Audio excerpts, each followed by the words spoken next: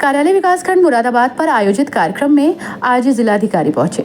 जिलाधिकारी श्री मानवेंद्र सिंह द्वारा खंड विकास कार्यालय मुरादाबाद में विकासखंड के समस्त ग्राम प्रधानों के साथ गौ संरक्षण और संवर्धन संबंधित संवाद कार्यक्रम में प्रतिभाग किया गया। मुरादाबाद के सभी 56 ग्राम प्रधानों द्वारा गौ संरक्षण और संवर्धन कार्यक्रम में 11,000 रुपए के अंशदान में कुल 7,01,000 रुपए का चेक जिलाधिकारी को सौंपा गया। जिलाधिकारी ने बताया कि अब तक गौवंश संरक्षण और संवर्धन खाते में 85 लाख रुपए जमा हो चुके हैं। गौवंश संरक्षण से संबंधित कार्य कराए जाने प्रारंभ कर दिए गए हैं। अब तक 4 विकास खंडों में इस अभियान के अंतर्गत ग्राम प्रधानों के साथ संवाद कार्यक्रम स्थापित हुआ है। शेष ब्लॉकों में भी संवाद कार्यक्रम आयोजित किए जाने हैं। पंचायतें हैं और आप सब लोग मिलकर के 7,01,000 की तलाश दे रहे हैं। मैं चाहूंगा कि एक बार जोरदार तालियां आप अपने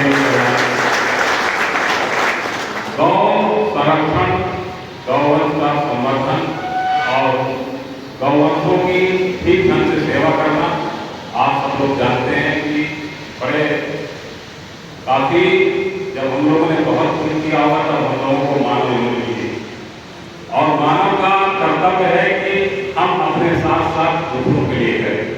और जो आज आप सब लोगों ने सहयोग किया, ये सहयोग आपने अपनी समस्या के लिए किया है, हमारी समस्या के लिए किया है।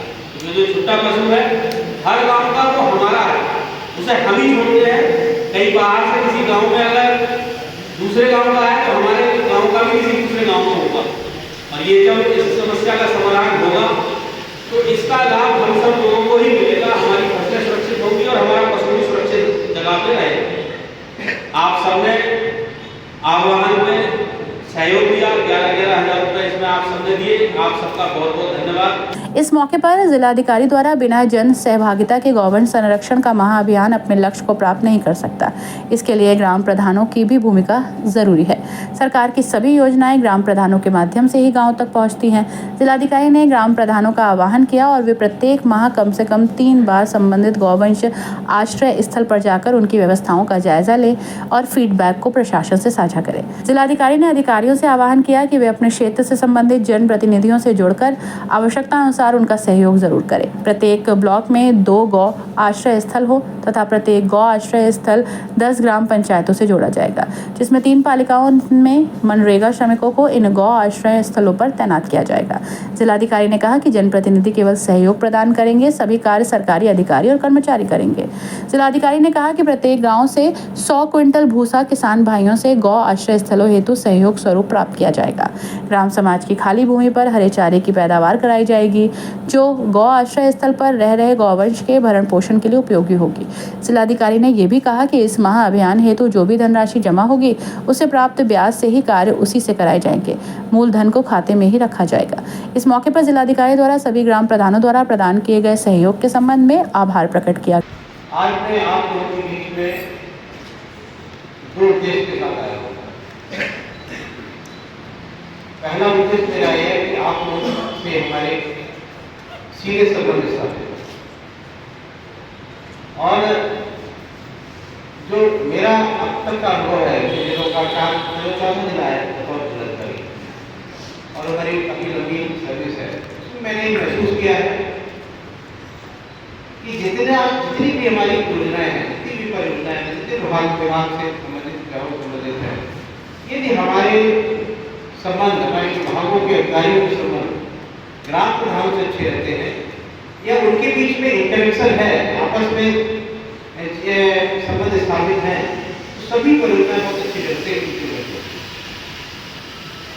और इसी वजह से मैंने तय किया मैं प्रत्येक ब्लॉक में जाऊंगा और आप लोगों से बात करूंगा। मैं 3 ब्लॉक है जब मैं सीधे ग्राम प्रधानों से बात कर रहा हूँ। बहुत सी ऐसी चीजें मुझे अभी 3 ब्लॉक में पता चली है जो मैं शायद ऑफिस में बैठता तो मुझे 6 महीने की जानकारी है।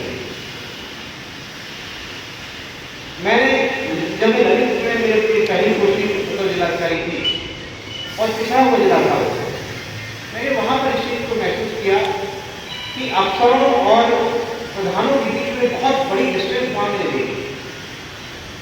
प्रधान अमूमन जल्दी मिलने नहीं आते थे और बड़ी सहमे से नजर आते थे। ऐसे हम लोग तो नहीं है। मैं महान बात से आपको बता, मैंने जहाँ पे भी प्रधानों से सबको इकट्ठा किया। और मैंने कहा कि आप लोग तो जनप्रतिनिधि हैं, आप तो जनता के लिए काम कर रहे हैं। सरकार तो आपको पैसे भी कुछ नहीं देती, हम लोग को सरकार पैसे देती, सब सुविधाएं देती है। तो आप इतने जंग में क्यों हैं? आप क्यों नहीं अपनी बात खोल के कहते हैं? उसका प्रभाव पड़ा। देखिए, लगातार हमें जन सहयोग मिल रहा है और मेरा जो पहला